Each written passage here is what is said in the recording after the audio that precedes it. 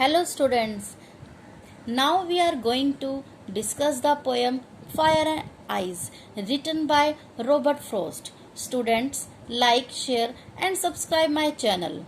Let's start the poem. Some says the world will end in fire, some says in ice.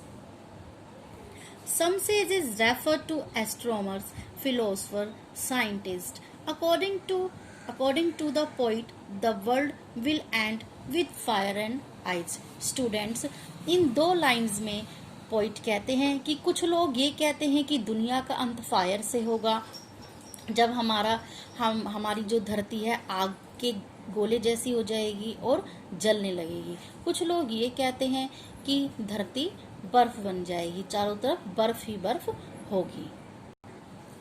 Students, fire is refer to desire as human being desire for his desireness. Human क्या करता जा रहा है बेटा? अपनी इच्छाओं की पूर्ति के लिए हम नेचर को डिस्ट्रॉय करते जा रहे हैं। We are cut trees, pollute the air, water and land just to get and experience the thing we want। सिर्फ जो चीजें हमें चाहिए होती हैं वो लेने के लिए हम नेचर को नुकसान पहुंचाते जा रहे हैं।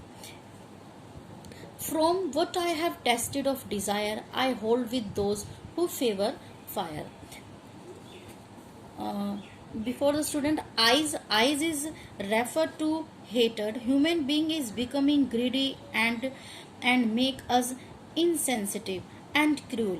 We only think about money and profit instead of humanity, love, kindness and charity। Students, जो ह्यूमन बीइंग है वो क्रूएल होता जा रहा है और काइंडनेस, लव, ये सब चीज़ें को महत्व ही नहीं देता इंसान।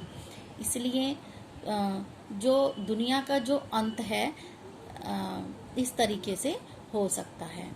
From what I have tested of desire I hold with those who favour fire. I have tasted of desire line is referred to the poet, his own experience and knowledge, and admitted that desire can be a cause of destruction. Fire is used to reference to the animal tendencies in us. All these emotions are associated with hotness. Desire could means ambitions, aspirations, greed, lust. The human being don't see that it can harm other people, animal, plant or nature if we blindly go after it।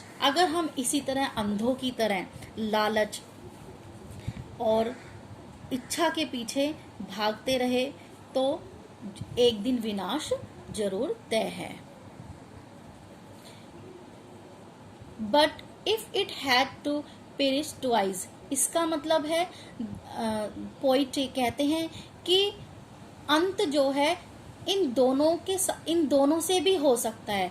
जरूरी नहीं है कि fire ही reason हो दुनिया के अंत का या आइज ही रीजन हो दुनिया के अंत का। It means the both fire and ice also the reason end of the world. I think I know enough of hate. Poet कहते हैं कि हेट ही काफी है दुनिया के अंत के लिए। These lines are referred to that the poet has also experienced negative feeling around him, hatred. I think I know enough of hate. Hatred is taken to be an ice-cold emotion when you become selfish and think only yourself. You don't care about anybody else. By this way, is also a great weapon to destroy the world। यहाँ पर नफरत को poet कहते हैं कि नफरत काफी है दुनिया के अंत के लिए। Is also a great and would suffice. वो कहते हैं कि इतना जो डिजायर और जो आइज है या डिजायर हेट है और फायर जो आइज है ये दोनों काफी हैं दुनिया के अंत के लिए। Last line is referred to that desire and hate are enough to end the world। It frightened us and make us shudder to think that we are going towards destruction. ये fire and eyes and desire and hate ये काफ़ी है दुनिया के अंत करने के लिए, और हमें इस ओर ध्यान देना चाहिए. This poem is make us think deeper about our negativity. We should strive to keep human values alive. We should keep our desire and hatred in check. Desire can be controlled by being satisfied and happy with what one has. Love for all living being and nature can be an antidote for the venom of hatred. हम जो अपनी नफरत है, नफरत का जो विष है, उसको हम नेचर से कम कर सकते हैं. इट मीन्स यहाँ पर रॉबर्ट फ्रॉस्ट ये कहना चाहते थे, nature has the supreme power. Nature के पास ऐसी वो शक्ति है जो लोगों को खुशी दे सकता है, और हमारे पास जो कुछ भी है हमें उसमें खुश रहना चाहिए. हमें अपनी डिजायर्स को पूरा करने के लिए नेचर को नुकसान नहीं पहुंचाना चाहिए. So students, thank you for watching my videos. Bye.